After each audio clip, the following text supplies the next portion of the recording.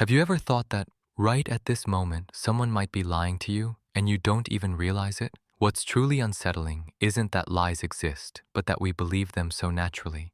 Every day, you hear hundreds of statements, but how many of them are actually true? And if you can't tell the difference, it becomes easy to be influenced, manipulated, or even led into making the wrong decisions without understanding why. The truth is, liars aren't always obvious. They can be calm, logical, and sometimes even seem more trustworthy than those who are telling the truth. And that's exactly why most people end up losing in this game. But this can change. Once you start recognizing the smallest signals, from how someone answers, how they react, to seemingly insignificant details, you begin to see what others can't. This video isn't about teaching you to doubt everyone. It's about giving you something far more powerful, the ability to see through words. Before you learn how to detect lies, there's one reality you need to accept.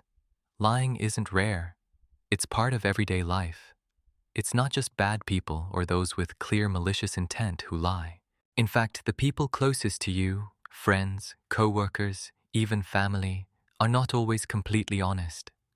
And what's important to understand is that most of these lies don't come from obvious harmful motives. They often stem from avoiding conflict, protecting one's image, or simply hiding true emotions.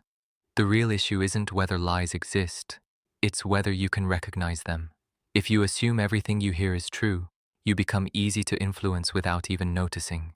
You might make decisions based on false information, misjudge people, or place your trust in the wrong places. Understanding that anyone can lie doesn't make you negative. On the contrary, it sharpens your awareness. It helps you stop seeing the world in an overly simple way and start paying closer attention to what's really happening beneath the surface of words. When people hear about detecting lies, they often think it's about catching someone or proving them wrong. But that's the wrong approach.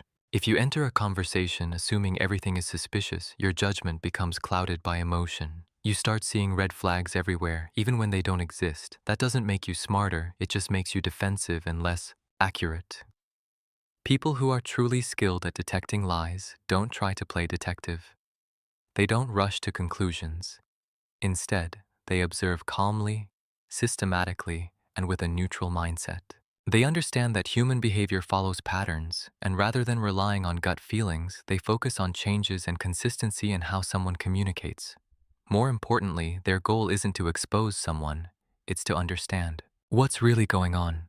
With this mindset, you stop getting trapped in emotional right versus wrong thinking. You begin to see things more clearly, read the signals beneath the words, and maintain control in any conversation. Most people make a mistake right from the start. They ask questions that are too direct. Things like, "Are you lying?" or "Is that true?" are almost useless because a liar is already prepared for them. All they have to do is confidently say no, and the conversation goes nowhere. In contrast, someone who understands how to extract information asks smarter questions, ones that aren't confrontational but still create pressure. They might revisit the same topic from different angles, or ask the person to walk through the story in detail, step by step. These types of questions force a liar to construct their story in real time, and that's exactly when mistakes are most likely to happen. A truthful person tends to respond naturally and consistently without needing much time to think. A liar, on the other hand, often slows down, repeats the question, or gives vague, roundabout answers to buy time. Sometimes, they even add unnecessary details to make their story sound more convincing. The right question doesn't just get you an answer, it reveals how someone thinks under pressure. One of the biggest mistakes in detecting lies is focusing on a single behavior, like avoiding eye contact or touching the face, and jumping to conclusions. In reality, these actions can simply be natural habits. What truly matters isn't what someone does, but whether their behavior changes from their normal state. That's why you need to establish a baseline, how a person acts when they feel comfortable. Do they speak quickly or slowly? Is their voice naturally high or low? Do they use a lot of hand gestures or very few? Once you become familiar with their normal communication style, Any shift that appears when they're asked about a sensitive topic becomes significant. For example, someone who usually speaks smoothly might suddenly hesitate, or a very relaxed person might become stiff and restrained. These subtle disruptions often signal internal pressure, and possibly an attempt to control information. You don't need to guess whether they're lying. You just need to recognize one thing. They are no longer acting like themselves from just a few seconds ago. One of the most overlooked yet powerful signals is response timing. When someone hears a question, how quickly or slowly they respond isn't just a habit. It directly reflects what's happening in their mind. A truthful person usually doesn't need to build a story. They simply recall what happened and answer, so their response tends to feel natural, neither rushed nor delayed. A liar, on the other hand, is juggling multiple processes at once, creating an answer, checking if it sounds believable, and making sure it doesn't contradict anything else. This often creates a small but noticeable delay.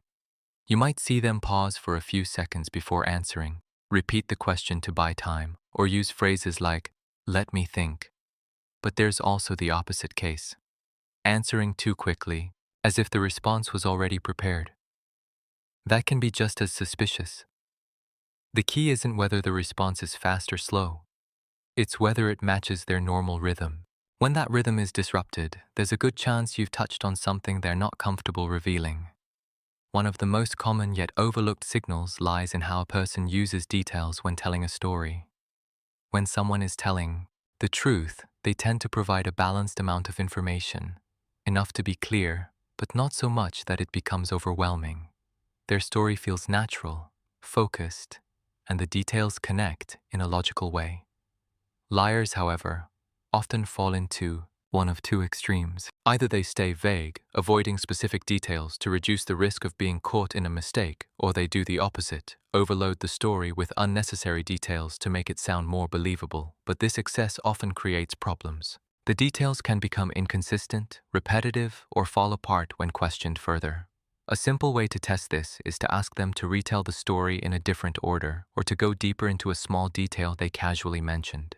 If it's the truth, they can usually clarify without much difficulty. But if the story is fabricated, you'll start to notice gaps, hesitation, or subtle changes in their version. Details themselves don't lie, but the way people use them often does. Words can be controlled, but the body is much harder to fake perfectly.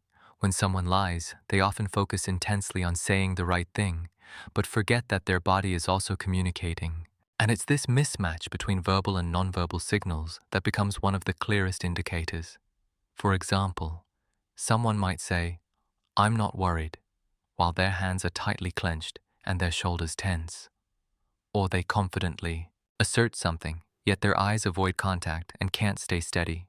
Sometimes they smile, but the smile only appears on the mouth, never reaching the eyes.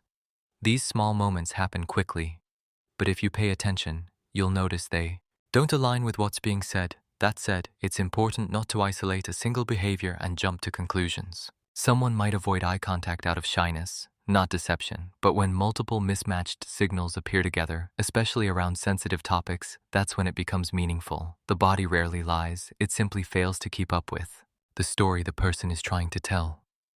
Once you learn these signals, the most dangerous thing you can do is start suspecting everyone and making quick judgments. The truth is, no single sign is enough to prove someone is lying on its own. A person might hesitate because they're nervous, not because they're hiding something. Someone might avoid eye contact simply due to insecurity, not deception. People who are truly skilled don't rely on isolated cues. They observe patterns of behavior. They look for repetition, inconsistencies, and most importantly, changes from that person's normal baseline.